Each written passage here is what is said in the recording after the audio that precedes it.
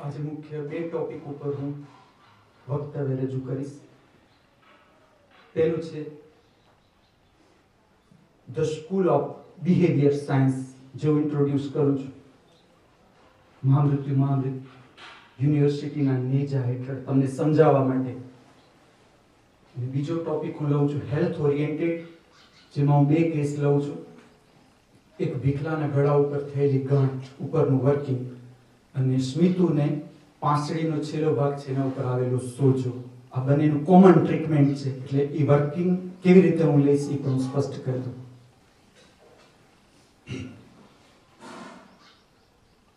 પેલું વક્તવ્ય હું રજૂ કરું છું the school of behaviour science. Behaviour means વર્તણૂક, વર્તણૂકનું વિજ્ઞાન। વર્તણૂકમાં આપણે જોઈએ તો બધું, જેમ કે આપણું નાનામાં નાની ક્રિયા છે, બેસવું, ઉઠવું, બોલવું, ચાલવું, સૂવું, સાંભળવું, એવી નાની નાની જે ક્રિયાઓ આપણામાંથી પ્રગટ થાય છે એનો કુલ સરવાળો કહીએ તો એક વ્યક્તિની વર્તણૂક થાય। અને ખાલી વ્યક્તિની, તમે જ્યારે વર્તણૂકના વિજ્ઞાનમાં ઊંડા જશો ત્યારે જ્યાંથી જીવ શરીર સ્વરૂપ ધારણ કરી પોતાની યાત્રા કરે છે ત્યાંથી તમને વર્તણૂકનું દર્શન શરૂ થશે, જેમ જેમ પોતાની અંદર ઊંડા ઉતરશે। હવે જો ફંડામેન્ટલ શું છે, જ્યારે હું વર્તણૂકનું વિજ્ઞાન તમારી સામે રજૂ કરું છું એનું ફંડામેન્ટલ પોઈન્ટ શું છે? તમે જેટલું તમને જાણશો એટલું તમે બીજાને જાણી શકશો। તમે જેટલું તમારી અંદર ઊંડા ઉતરતા જશો એટલું તમે સામેના જીવને, સામેના મનુષ્યને, સામેના પ્રાણીને તમે એટલા ઊંડાણથી ઓળખી શકશો। તમે જેમ જેમ પોતાના મનથી પરિચિત થતા જશો, મનનું ઊંડાણથી અભ્યાસ કરતા જશો, વિચારોનું ઊંડાણથી દર્શન કરતા જશો, તમારા ભાવોનું દર્શન કરતા જશો, એમ તમારી બીજા વ્યક્તિની વર્તણૂક પણ સમજાતી જશે કે હા, મારી અંદર જેમ આ સ્થિતિઓ આવે છે એમ આની અંદર પણ આ સ્થિતિ આવે છે। જો હું તમને એક દાખલો આપું કે તમે કોઈ પણ પ્રબુદ્ધ પુરુષ છે એની પાસે કોઈ ચોરને લઈ જાઓ, લૂંટારાને લઈ જાઓ, કોઈ હત્યારાને લઈ જાઓ, વેશ્યાને લઈ જાઓ, પ્રબુદ્ધ પુરુષ એટલો જ આવકાર આપશે જેટલા કોઈ આ ડેફિનેશનમાં નથી આવતું, જેને આપણે સદવર્તણૂક છે જે જીવનમાં, એને જેટલો આવકાર આપશે એટલો જ આવકાર હૃદયથી આને આપશે। શું કામ? જેમ જેમ તમે તમારું મન ઊંડાણથી અભ્યાસ કરશો તમે જોશો બધી ઘટનાઓ તમારી અંદર બની જાય છે। હત્યા, ઝઘડા, ચોરી, જે કોઈ પણ આવી ઘટનાઓ બારે બને છે ખરેખર પહેલા તમારા મનની અંદર બને છે, દરેક મનુષ્યના। તમારો ખાલી ઊંડાણથી દર્શન જોઈએ। જો બુદ્ધ અને હત્યારામાં શું ફેર છે? બુદ્ધે પોતાનું મન જોયું છે તો એણે જોયું છે કે મેં હત્યા કરી, એવો વિચાર આવ્યો કે આ વ્યક્તિ ઉપર ક્રોધ આવ્યો અને મેં એની હત્યા કરી, વિચાર આવ્યો। પણ વિચાર અને બુદ્ધનું જે દ્રષ્ટા સ્થિતિ છે એના વચ્ચે અંતર છે। જ્યારે એણે પોતાના મનનો અભ્યાસ કર્યો છે ત્યારે અંતર છે, એટલે વિચાર કે વૃત્તિમાં એ વ્યક્તિ ફસાઈ નહીં। જ્યારે હત્યારો છે એ ફસાઈ ગયો, એને વિચાર ખેંચી ગયા તો એને હત્યા કરી। તો આવી બધા જ પ્રકારની જે વૃત્તિઓ છે એ મન, અને જેમ તમે મન ઊંડાણથી જશો એમ તમારું મન, મારું મન, કે આ જગતના દરેક મનુષ્ય જીવોનું મન અલગ નથી। મનનું એટલું ઊંડાણ છે, એક મનનો ભાગ છે જેને વૈશ્વિક મન કહેવાય છે। તમે જોશો કે જગતમાં કેટલીક વાર એવા સમય આવશે કે જ્યારે બધા જ પ્રદેશની અંદર હત્યાઓ થશે, હત્યા વધી જશે, હત્યાનું પ્રમાણ, કારણ કે આખું વેવ છે, ઇન્ટરનલ વેવ જ હત્યાનું છે, તો આખા જગતની અંદર હત્યા વધી જશે। અથવા તમે સમજી લો કે ક્યારેક ખૂબ જ નીચા પ્રકારના કૃત્યો આખા જગતમાં વધી જાય તો એક વેવ નીચે આવી જશે એ પ્રકારના મનુષ્યો, તો દરેક જગ્યાએ આ પ્રકારના કૃત્યો થશે। એક સમય આવશે કે અચાનક તમને ધર્મમાં વિકાસ જોવા મળશે, ધર્મની ઊંચાઈ જોવા મળશે, દરેક જગ્યાએ ધર્મનો વિકાસ જોવા મળશે, તો ત્યારે એ પ્રકારના વેવ્સ નીચે મનુષ્યો આવી જશે। આથી વૈશ્વિક મન, સામૂહિક મન, આપણું મન કેમ કામ કરે છે? હું તમને એક મારો દાખલો આપું. એક વખત હું એવા પ્રયોગમાં હતો કે જેમાં હું એકાંતમાં જ રહેતો, સાવ જ એકાંત. પછી હું ગાંધીનગર હતો, આ સમયમાં હું ગાંધીનગર હતો. પછી હું અમદાવાદમાં એક જગ્યાએથી પસાર થતો હતો, તો અચાનક એક જગ્યાએ મને એકદમ ખમણ ખાવાની ઈચ્છા થઈ. મેં તો મારો મનનો અભ્યાસ કરેલો હોય, બધાએ પોતાનું મન તો જાણેલું જ હોય. જેમ જેમ તમે સાધનામાં જશો, તમે તમારા એક એક વિચારથી, એક એક ભાવથી, એક એક ખૂણાથી પરિચિત થશો. અને એ જ હું તમને અલગ અલગ સ્કૂલોના માર્ગથી એ બતાવું છું કે જીવનની એક પણ ક્ષણ વેસ્ટ કરવાની નથી, કેમ ઉપયોગ કરવાનો છે. પહેલા હું આ ઉદાહરણ સમજાવું. હું એક જગ્યાએથી પસાર થાઉં, અચાનક મને એકદમ ખમણ ખાવાની ઈચ્છા થઈ. તો મેં મારું મન, ત્યાંથી મારી પાસે એક રહસ્ય પકડાયું. મેં મારું મન જોયું, મને ક્યારે બજાર ખોરાક ખાવાની ઈચ્છા જ નથી, ક્યારે પણ, કે એ સ્વાદથી હું ક્યારે આકર્ષાયો જ નથી. તો મને એમ થયું કે અચાનક મને આ જગ્યાએ હું 2-4 કદમ આગળ નીકળી ગયો કે એકદમ જ પ્રબળ ઈચ્છા થઈ. હું પાછો એક પોઈન્ટ ઉપર આવ્યો, શાંત થયો. મેં પકડી લીધું કે જે બાજુનો બંગલો છે એમાં એક વ્યક્તિ કે જે ઘરની બહાર નીકળી શકે એમ નથી, પલંગ ઉપર છે, એને અતિશય જ ખમણ ખાવાની ઈચ્છા થઈ. એ તરંગે મને પકડી લીધી. એટલે તમે જો, હું જ્યારે પ્રસાદ મંદિર વિશે સમજાવીશ ત્યારે તો હું કહીશ તમને કે ભોજન પહેલા આવી પ્રક્રિયાઓ છે. પ્રાર્થના કરવી, શાંત થઈ જવું, 5 મિનિટ મૌન પાડવું, એવી અલગ અલગ પ્રક્રિયાઓ છે. એનું કારણ એટલું છે, તમે જ્યારે સમૂહમાં ભોજન લેવા માટે આવો છો ત્યારે બધાની એકબીજાની વૃત્તિ ઇન્ટરએક્સચેન્જ થશે. જોજો, જેમ કે આજે ખંજરીને મીઠાઈ ખાવાની ઈચ્છા છે, મારી બાજુમાં બેઠી છે, મીઠાઈ ખાશે, તો મને એમ થશે આપણો એક જે ભાગ છે મનનો, એ હરીફાઈનો છે. મન મીન્સ હરીફાઈ, કોમ્પિટિશન. આપણે યાત્રા જેવી રીતે કરીને આવ્યા છે. દરેક મનુષ્ય આમાંથી કોઈ બહાર ન નીકળી શકે, સિવાય કે જેણે પોતાની વૃત્તિથી પાર થઈ ગયો એ બહાર. બાકી દરેક આ વૃત્તિમાં આવી જ જશે હરીફાઈ. માવજી મીઠાઈ ખાતો હોય તો મને એમ થાય એને કાંઈક મળી ગયું ને હું રહી ગયો, લાવ હું ચાખી લો કે એને શું મેળવ્યું. તો આ ભાવ નીચે દરેક આવી જશે. એટલા માટે તમે જોશો તો ખોરાક પહેલા, ભોજન લેતા પહેલા કે પ્રસાદ લેતા પહેલા થોડી પ્રાર્થના. પ્રાર્થનાનો અર્થ શું છે? તમે બેલેન્સ થઈ જાઓ. ધર્મની કોઈ પણ પ્રક્રિયા હોય, હું સ્કૂલ ગમે એટલી ઇન્ટ્રોડ્યુસ કરું, આ સ્કૂલ બિહેવિયર સાયન્સ ને આ રીતે, એ કહેવાના ઢંગ છે. મેઇન હેતુ છે તમારું કેન્દ્ર ઉપર તમે કેવી રીતે આવી શકો. આખા દિવસની કઈ કઈ પ્રક્રિયાઓમાં તમે તમારું કેન્દ્ર ધારણ કરી શકો, તમે વિચારથી ઉપર ઉઠી શકો, તમે ભાવથી ઉપર ઉઠી શકો, તમે શરીરથી ઉપર ઉપડી શકો. આ સ્કૂલો ભલે હું અલગ અલગ સ્થાપું, પણ દરેકના મેઇન ઇન્ટેન્શન આ છે. હવે આપણે આવીએ બિહેવિયર સાયન્સ, વર્તણૂક. તો આપણે બધા જ્યારે સમૂહમાં છીએ ત્યારે એકબીજાની વર્તણૂકની બહુ ઊંડી અસર આવશે આપણા ઉપર. હવે આપણે આ સ્કૂલ જે હું રચના કરું છું એ શું કામ કરું છું? જો આજે જગતમાં બિહેવિયર સાયન્સ છે, એનો એક અભ્યાસ છે, પણ એ શેના માટે છે? મારી રીતે એક સંકુચિત અને બહુ નેગેટિવ પાર્ટ છે. એ છે અમુક પ્રકારના ગુના કરતા ગુનેગારો છે એની વર્તણૂક કેવી હશે એનો અભ્યાસ છે. જેમ કે જેની મર્ડરની ટેવ છે એનું વર્તન કેવી જાતનું હશે, જેની ચોરીની ટેવ છે, બેંક લૂંટવાની ટેવ છે, તે કેવી રીતે વર્તન કરશે. આ પ્રકારનો અભ્યાસ છે જે અત્યારે એક મનોવિજ્ઞાનની શાખા છે, વર્તણૂકના વિજ્ઞાન, પણ આની સાથે જોડાયેલી. આપણે જે આનો ઉપયોગ કરવાનો છે એ પોતાનું કેન્દ્ર કેમ પ્રાપ્ત કરવું.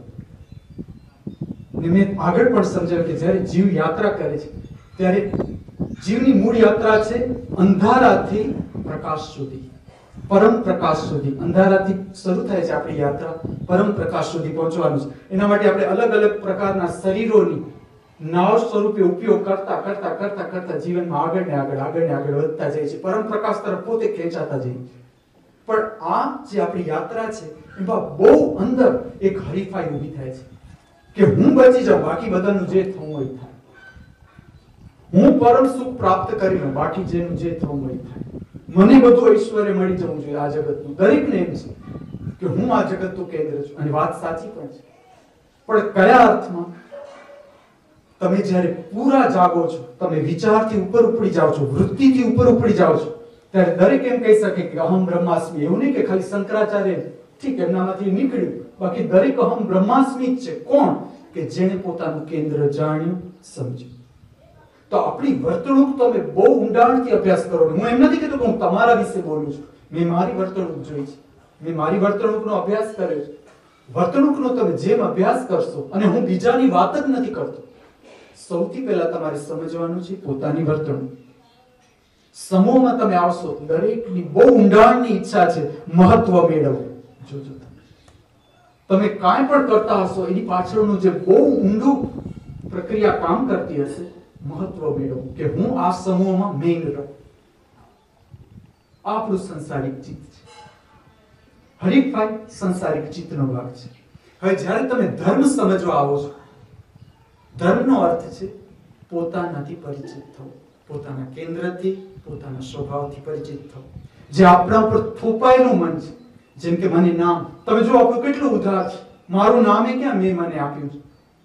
મારું નામ મારા મા બાપે આપ્યું, મારા વડીલોએ આપ્યું. એ નામને આપણે ચોંટી લઈએ.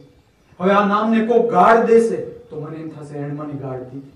તમે જો આપણું કેટલું ઉદાર, આપણું બધું જ મન ઉદાર છે. જો તમને કોઈ કીધું કે આ પાપ, તમારી અંદર બેસી ગયું આ પાપ. તમને કોઈ કીધું આ પુણ્ય, તમારી અંદર બેસી ગયું આ પુણ્ય.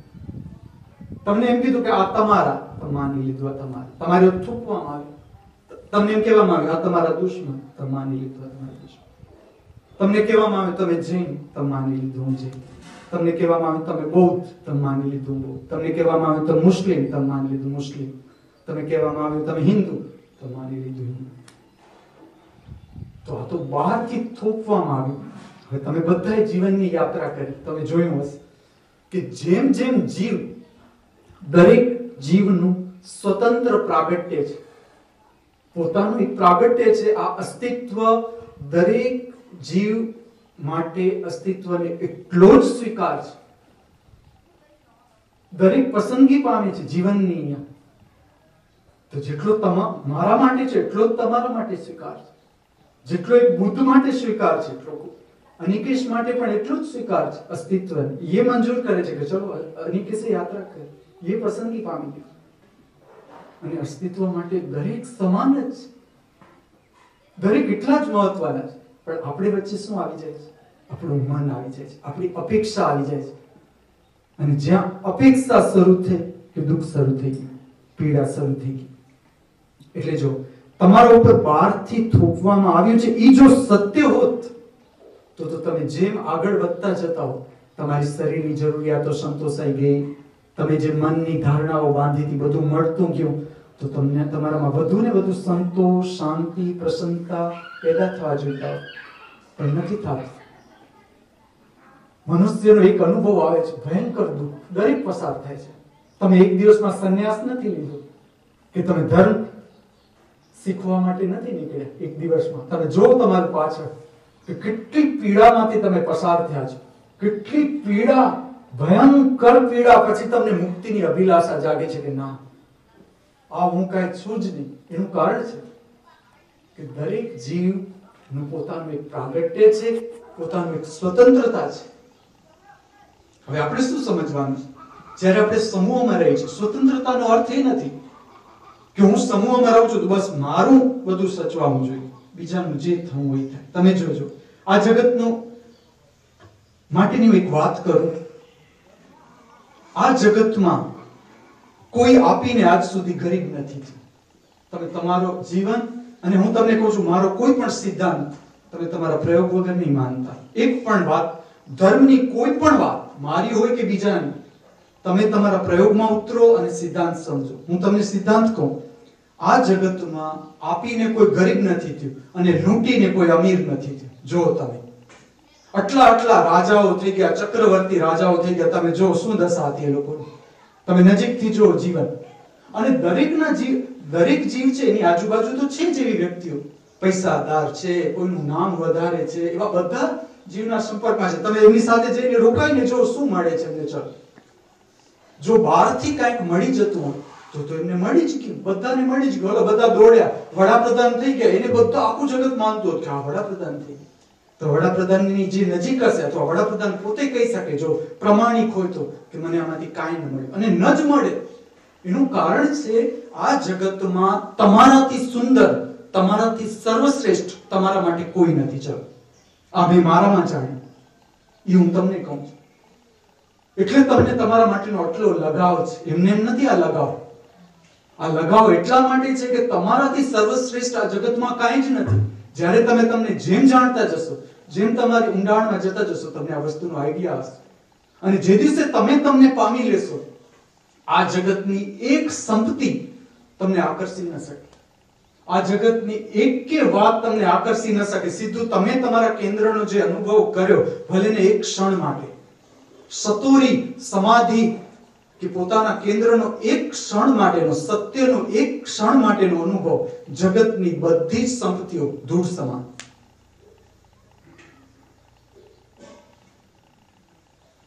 હવે જ્યારે તમે સમૂહમાં આવો છો, ત્યારે આપણે શું જોવાનું છે? આપણી આજુબાજુની વ્યક્તિની વર્તણૂક આપણને આપણા કેન્દ્રથી કેટલી દૂર લઈ જાય છે. જો અહીંયા હું જ્યારે સિલેક્ટ કરું છું, ત્યારે દરેક અલગ અલગ પ્રકારની વ્યક્તિઓ દરેક અલગ અલગ જીવનની યાત્રા કરીને આવે છે. એમનું સંચિત મન અલગ છે. દરેકની વર્તવાની રીત એક ઘરેડ થઈ ગઈ છે. તમે જે રીતે જીવ્યા છો, તમે મશીન થઈ ગયા છો. ચેક કરો તમે બરાબર. તમારી વર્તણૂક મશીન છે. તમારું કોક સારું બોલ્યું, મજા આવી. તમારું સેજ કોક એમ કીધું દાળમાં મીઠું વધુ થઈ ગયું છે, તમે જોજો કેવા આપો છો એના કે હમણાં મીઠા આવે જેવા છે, એમાં ખારાશ વધી ગયેલી છે. હા, તે કારણ કે આપણે મેકેનિકલ પાર્ટ થઈ ગયો. મન વૃત્તિનો અર્થ છે વર્તુળાકાર ફરવું. સતત વૃત્તિ ગોળ ગોળ ગોળ ફરે છે.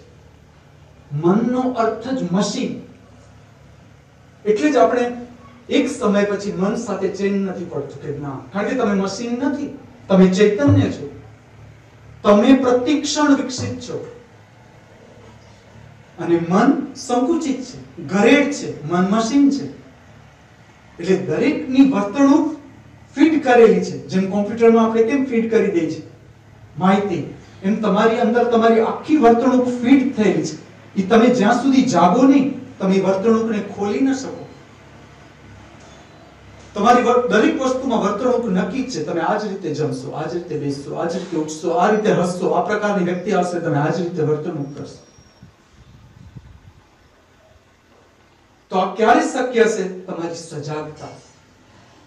દરેક વ્યક્તિનો the school of behaviour science તમને એનો કન્સેપ્ટ છે કે વર્તણૂકનો ઉપયોગ કેવી રીતે આપણે કરવો કે જેથી કરીને આપણે આપણને જાણી શકીએ. વ્યક્તિની વર્તણૂકનો આપણે ઉપયોગ કરવાનો છે અરીસા તરીકે. મારી અંદર કેટલો ક્રોધ છે, મારી અંદર કેટલો લોભ છે, મારી અંદર કેટલી ઘૃણા છે, તિરસ્કાર છે, ઈર્ષ્યા છે. હું સમૂહ સાથે આવીશ ત્યારે મને ખબર પડશે. કોઈને દોષ નથી આપવાનો કે આજે ફકીરા વાસણમાં ના આવે એટલે મને ક્રોધ આવે. ના, ક્રોધ હતો જ. એને તો એક તો ખાલી ચાન્સ ઉભો થયો કે ના આવ્યો. તો આપણે વર્તણૂકનો અભ્યાસ કરવાનો છે એ રીતે કે આપણે આપણું કેન્દ્ર પકડી શકીએ. તમે આખા દિવસમાં બધા સાથે જીવીને તમે રાત્રે પહેલા દરેક વર્તણૂકમાં પોતાની ભૂલ જોઈ જાઓ, જ્યાં જ્યાં તમે ટકરાઈ ગયા. કારણ કે આ સ્થાન એ છે તમારે એ તમે સંસારમાં તો જીવતા જ હતા, સંસારી જીવન. તો એ જીવન અહીંયા તમે ખાઓ પીઓ છો, કપડાં પહેરો છો, ત્યાં તમે એ જ કરતા. તો ત્યાંનું જીવન ને અહીંયાના જીવનમાં શું ફેર છે? મુખ્ય એટલો ફેર છે કે અહીંયા તમને જેવું તમે કેન્દ્ર જાણવાનો પ્રયત્ન કરશો તો આ જગ્યા તમને ઉપાડી લેશે, તમને હેલ્પ કરશે. આ સમુદાય સંસાર સુતેલું ચિત્ત છે, સુતેલા મનુષ્ય છે. તમે આ દરેક મનુષ્ય જાગવા માટે આવ્યું છે. બધાની અલગ અલગ ક્ષમતા છે જાગવાની, પણ દરેકની સમજણ છે. તો અહીંયા તમે સમુદાયનો જે ઉપયોગ કરવાનો છે, વ્યક્તિની વર્તણૂકનો ઉપયોગ કરવાનો છે. એકે વ્યક્તિ હાથમાંથી ન જવી જોઈએ. તમે અહીંયા 10 જણા રહેતા હો તો તમને જેની સાથે નથી બનતું આ તમારે પાર કરવાનું છે. કે આના માટે પહેલા મને ફરિયાદ રહેતી હતી. વિકલો કાલે જ મને કહેતો હતો કે એક સમય એવો હતો કે જયુ સાથે હું સેકન્ડે ટકરાતો હતો, પણ છેલ્લા 8 મહિનાથી મારી અંદર એના માટે એક દુશ્મનાવટનો ભાવ નથી આવ્યો કે આના માટે હું ઝઘડું જયુ સાથે. તો તો બસ જેવું પાર થઈ ગઈ એના માટે. તો ઈ ફ્રીક્વન્સીની આ જગતમાં જેટલી વ્યક્તિઓ છે વિકલોપા ન ટકરાઈ શકે, કેન્દ્ર ન ચૂકી શકે. આપણું પ્રેક્ટિકલ બરાબર તમારામાંથી જેને અનુભવ કર્યો એ જ મને કાલે આ વાત રજૂ કરે કે જો પહેલા મને આમ થતું હતું, હવે હું નથી ટકરાતો. પહેલા માતાજીઓ સાથે હું ઝઘડી પડતો હતો, હવે હું સંભાળી લઉં છું. મને કે ના, તરત મારે કહેવાની કઈ જરૂર નથી. તો સમજણ પ્રગટ થઈ ને તમે એના માટે જોઈએ.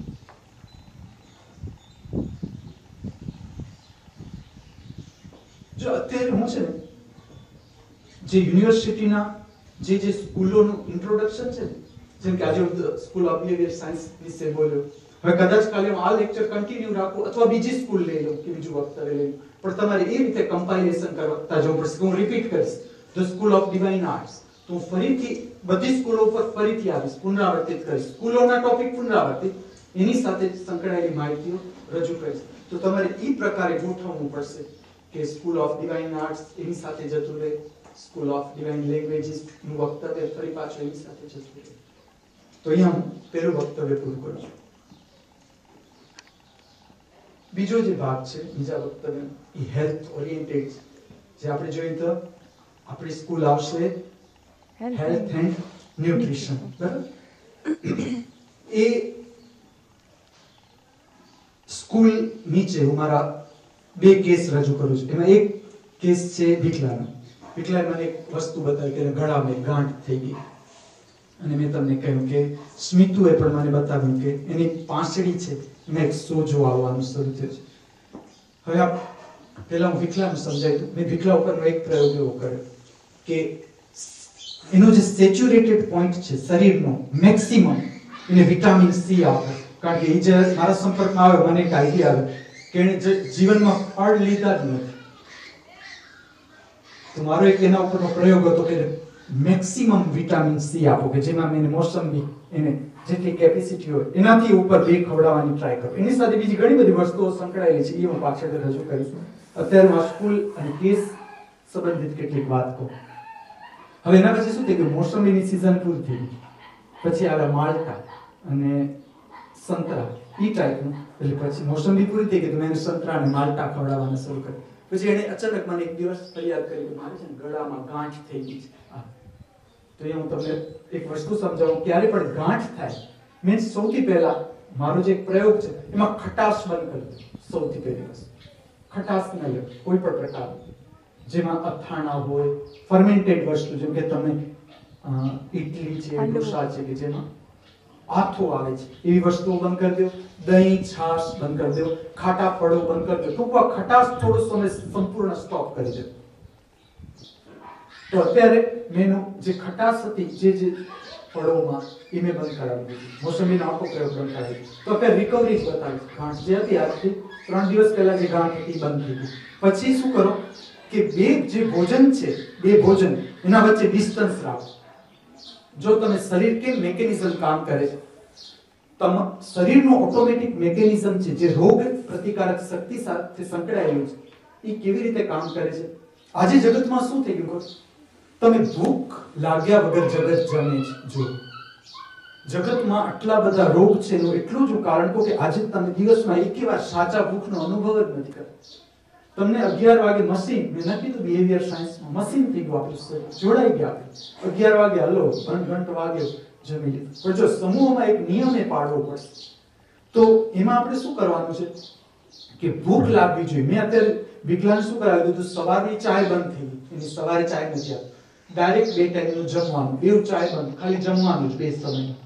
એટલે વચ્ચે ભૂખ લાગશે. ભૂખ લાગશે એટલે શરીર શું કરશે, જે ગાંઠ છે એનું દ્રવ્ય ખેંચી લેશે, એનું લોહી ખેંચી લેશે, ખેંચાઈ જશે આંતરડામાં, શુદ્ધ થઈ જશે લોહી. એટલે આખી ગાંઠ શરીર પોતે પચાવી જશે. આ એનું મિકેનિઝમ.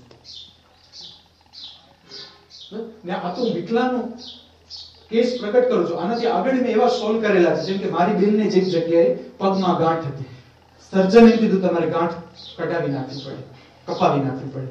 મેં એને સમજાવ્યું કે જો તું આ પગમાંથી ગાંઠ કઢાવીશ ને, આ ગાંઠ ફરતી છે, તમે બહારથી સુપરફિશિયલ ગાંઠ કઢાવશો ને એનાથી ગાંઠ નહીં જાય. ગમે તે જગ્યાએ શરીરમાં આ ગાંઠ થઈ શકે, બહારથી કઢાવી નાખો તો ફેર નહીં પડે. અને એના માટે ખટાશ બંધ કરવી પડશે. મેં એને 3 મહિના આપ્યો સમય કે 3 મહિના જેટલો સમય લાગી શકે, તો જો તું ખટાશ બંધ કરતો ઓપરેશનથી આપણે બહાર લઈ જઈ શકીએ શરીર. 21મા દિવસે અચાનક સવારે શરીર મને કહ્યું કે મારી ગાંઠ નીકળી ગઈ, પગની જે ગાંઠ અચાનક અલોપ થઈ. ને એનું એટલું જ કારણ કે ખટાશ બંધ કરી દો. ખટાશ પ્રેસ છે, ગાંઠ વિકસાવશે. ખટાશ બંધ કરશો ને ભૂખ લગાડશો, આ કોઈ પણ રોગ માટે તમને કહું. અને આજે સંસારીઓથી બરાબર છે કે સુતેલું ચિત્ત છે. તમારે તો દરેક સંકલ્પ શક્તિ, જેમ તમે આત્મા જાણતા જશો, કેન્દ્ર ઉપર આવતા જશો, તમારી સંકલ્પ શક્તિ વધતી જશે. સંકલ્પ છે એ આત્મા તરફ જવાનું લક્ષણ છે. તમે જે વ્યક્તિઓ આત્મા તરફ ખેંચાતા જશે, કેન્દ્ર તરફ ખેંચાતા જશે, એની સંકલ્પ શક્તિ જોજો. એમ તો દગાવી નહીં શકો. એને નક્કી કર્યું કે આજે મારે નથી લેવું, 1000 મીઠાઈઓ આવે નહીં ગાડે. તો જેની સંકલ્પ શક્તિ સારી છે એને કોઈ પણ રોગ માટેનું સામાન્ય એક વાત કહું કે દિવસમાં તમને સાચી ભૂખનો અનુભવ થવો જોઈએ. તમે એવી રીતે ગોઠવો તમારા ડાયટ. હવે આપણે અહીંયા નક્કી થઈ ગયું કે 11 થી 12 વચ્ચે જમવાનું, તો આપણે 11 થી 12 નો સમય તો પાડવાનો છે. હવે આપણે એટલું જોવાનું છે કે ચાયનું કેટલું પ્રમાણ વધી જાય છે કે તમને 11 વાગે ભૂખ નથી લાગતી, તો ચાયનું પ્રમાણ ઘટાડી નાખો, 11 વાગે ભૂખનો અનુભવ થાય. સેમ વસ્તુ આવે છે સ્મિતુનો કેસ, સેમ. એને આટલું જ સમજવાનું છે કે આખા દિવસ દરમિયાન જે વધારાનો નાસ્તો છે આપણે કટ કરી નાખવાનો. વધારાનો, જેમ કે તમારી ચાયની કેપેસિટી, તમે ચાય 1.5 કપ લ્યો છો, તમે અડધી કરી નાખો. 1 કપ લ્યો અથવા 1 કપ કરતા ઓછી, 1 થી ઉપર ન જાઓ થોડા દિવસ માટે. પછી વચ્ચે કાંઈ જ ન લ્યો, 2 ટાઈમનું ભોજન. કદાચ ચા લેવી પડે બપોરે તો ચા. પછી બીજી વસ્તુ આ ધ્યાન રાખો તમારા બંને માટે, અને તમે તમારા માટે કરો તો મને મોકલાવશો તો ચાલશે. આ સમયમાં તમે તેલ ને ઘી કટ કરી નાખો. સમજો આ વસ્તુ. તેલ ને ઘી પર શું થશે કે હેલ્પ કરશે, તમારી જે તકલીફો છે એને વધારવામાં હેલ્પ કરશે. તો તેલ ને ઘી વાળો ખોરાક કાઢી નાખો. તમે બોઇલ્ડ વેજીટેબલ ઉપર આવી જાઓ, તમે બંને જણા. ને જો તમે તમારા માટે બનાવો તો મને એવું જ મોકલાવજો. અને કદાચ તેલનો ઉપયોગ કરો ને તો બહુ જ પ્રમાણસર, કદાચ સેજ વઘારવા માટે તમે કરો એટલા પૂરતો જ. તેલનો અંદર સ્વાદ આપવાની જરૂર નથી કે તેલનો સ્વાદ શાકમાં આવવો જોઈએ. એ શાક હું પાસ જ ન કરું. તમે ગમે એટલા સ્વાદિષ્ટ બનાવો, પંજાબી અલગ અલગ રંગવાળા આપણે જોઈ લો કે સ્વાદ, કારણ કે તમે એમ ન માનજો મેં નથી બનાવ્યો પ્રસાદ, બધા શાકમાં આપણી માસ્ટરી. તો હું તમને એટલું છું કે તેલ ઘીના સ્વાદથી હું ક્યારે તમને પાસ ન કરું કે રંજન સરસ બનાવે. ઊંધિયું મારામાં ના પાસ, બેવું છે. ઊંધિયામાં પાસ નહીં રંજન, કારણ કે તેલનો સ્વાદ આવે છે મને. ઊંધિયું તમે આટલા બધા વેજીટેબલ ભેગા કરો, તમે ઊંધિયાને એકદમ સાત્વિક બનાવો. આ ઊંધિયું તો તમને તામસી વૃત્તિ તરફ લઈ જશે, નિદ્રા પેદા કરશે, રાજસી વૃત્તિ પેદા કરશે. તમારા નાભી કેન્દ્ર ઉપર શક્તિ રહેશે, એનાથી ઉપર નહીં જાય. કામ નહીં કરવાની ઈચ્છા થશે, તમે અદપ વાળી લેશો. સંતોષ. આ જગતમાં 2 જ વ્યક્તિઓએ અદપ વાળી, એક સ્વામી વિવેકાનંદ, એક Ranjan. Subject concern with the school of behaviour science. Ranjan શું બતાવે છે? કર્મથી ઉપર છું, મને જરૂર નથી આત્માને કર્મની કોઈ જરૂર. ઊંધિયું કેવું હોવું જોઈએ? હાથ ખુલ્લા થઈ જાય, બસ કામ માટે તૈયાર. તો સ્મિતો સમજાય છે? તમારે બેઉએ આખા દિવસમાં ભૂખનો અનુભવ લાગવો જોઈએ, ભૂખનો અનુભવ થવો જોઈએ. એ ભૂખમાં તમારે કાંઈ નથી ખાવાનું, ખાલી 2 ટાઈમના ભોજન. તમે શક્યતમ ચાય ઓછી કરો, શક્યતમ જેટલો સપોર્ટની જરૂર છે એટલું. અથવા તમને ચક્કર જેવું લાગે તો તમારે કોઈ શરીર સાથે જોર જબરી કરવાની જરૂર નથી, તમે ચાલો. I think this much is enough for today. Thank you. हाँ चलिए तेरा तुझ हाँ हाँ चालू रखो बेटे जी प्रश्न કારણ કે આ આવે છે subject concern with the school of divine economics. કાલે હું કહું છું જબરજસ્ત સબ્જેક્ટ, જગતનું ઇકોનોમિક્સ બદલી નાખીશ હું. શરીર છોડીશ એનાથી પહેલા જોજો.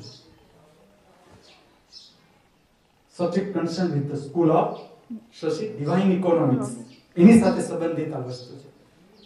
હવે જો આ કેટલીક રકમ મારી પાસે આવે છે તો હું એના પહેલા મેં ઉજ્જવલ કાલે મને મળવા આવે તો મને એમ થયું ખાલી ઉજ્જવલને જ કહું કે આમાંથી આ રીતે ભાગ પાડવા પડશે. તો આ રકમ છે એમાંથી કેટલોક ભાગ એવો જોડાય છે કે જે મેં તમને આગળ વાત કરી હશે કે કિરણ મારી પાસે એક ફરિયાદ કરતો કે એને આર્થિક સ્થિતિ સારી નથી, હજી ધંધો જામેલો નથી. ત્યારે મને એક વસ્તુનું દર્શન આવતું કે જે મારા નૃત્ય સુદર્શન પ્રક્રિયામાં જે લોકો મને વસ્ત્રો અર્પણ કરતા નૃત્ય સુદર્શન માટેના, પૂજા માટેના, ત્યારે મને થતું કે જો મારા વસ્ત્રો છે કથકના, ભરતનાટ્યમના, જેમાં સીવવું પડે છે, એ જો કિરણ લઈ લે ને તો જે ગ્રસ્તીઓ બારે જાય છે એને બદલે જે અહીંયાનો એક ગરીબ વ્યક્તિ છે એનું ક્રિએટિવ આર્ટ પણ વધી જાય અને એને આર્થિક મદદ પણ મળતી જાય. આ વાત હેઠળ એક નિર્ણય ઉપર આવું છું કે આ જે રકમ આવી એમાંથી આપણે 5000 રૂપિયા જે નૃત્ય સુદર્શન પ્રક્રિયા સાથે જોડાયેલો ભાગ છે ને આપણે અલગ મૂકીએ છીએ કે જેમાંથી હું આજે કેવું થઈ ગયું છો તો વિચાર કરો કે કિરણ છે એ ભરતનાટ્યમનો પોશાક મટોળામાં તૈયાર કરે તો તમને નવાઈ નથી લાગતી કે આજે ભરતનાટ્યમ કેટલી રેર વસ્તુ છે કે ભરતનાટ્યમ, કુચીપુડી એટલે તમે બોમ્બે, કલકત્તા એવા જે મોટા મોટા સેન્ટર કહેવાય એમાં તમને એનો ટેલર ગોતતા સમય લાગે કે એક દિવસમાં તમને ન મળી જાય ટેલર. જેણે કામ કર્યું હશે બોમ્બેમાં ખબર હશે. અને ઇવન મેં જે બોમ્બેમાં કરાવ્યા ને એની મને ભરતનાટ્યમના ડ્રેસમાં એટલો સંતોષ નથી જેટલા કિરણે મને હજી પહેલી જ વાર એને મને ડ્રેસ સીવીને આપ્યો. તો તમે વિચાર કરો મટોળા જેવામાં ભરતનાટ્યમનો ડ્રેસ સીવાય, કથકનો ડ્રેસ સીવાય, કુચીપુડીનો ડ્રેસ સીવાય. એટલે એ અર્થમાં આપણે એક પાર્ટ એનામાં રાખીએ. સેકન્ડ મેં એક વસ્તુ કહી હતી દિનેશને કે મને એક છે ને અસ્થિ પિંજર જોઈશે, હાર્ટ પિંજર, એટલે એની જે રકમ થાય ને એ પણ આપણે આમાં. ચલો હવે વિધિ કરાવી દઉં. ચાલુ रखो के तेरा तुझको सौंप दे सब कुछ है मेरा, बांटने से बड़े फकीरा वही केवल मेरा बाकी सब तेरा. जो बांटना खंजरी मेरे भीतर आनंद, उल्लास, प्रसन्नता, उदारता, प्रेम, निर्भयता पैदा करे. जो बांटना मुझे विस्तार बख्शे, शांति बख्शे, स्वास्थ्य बख्शे वही केवल मेरा बाकी सब तेरा. माऊजी मृत्यु के बाद मेरे साथ चले वही धन मेरा बाकी सब तेरा. सूत्रों बोले पण जो जसे नहीं रुपया वो खास पकड़ो कैमरा ऑन जवाब दो. गुरुना हाथમાંથી રૂપિયા નથી છૂટતા પણ જોર સર્વ જીવોના.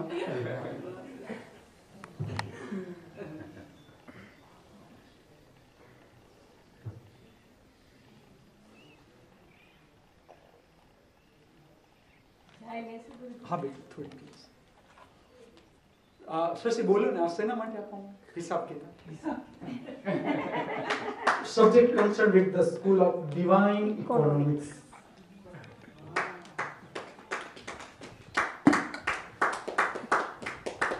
મને એટલું બધું આવે છે ને કે હું કદાચ એટલે પાગલ જ છું પણ વધુ થઈ જાય તો તમે સમજી લેજો કે હા આમની દશા આવી થઈ. કારણ કે ઘણું ચાલ્યું હવે આ રૂપિયાના લોભ ને આવું છે ઇકોનોમિક્સ તો કેવું છે.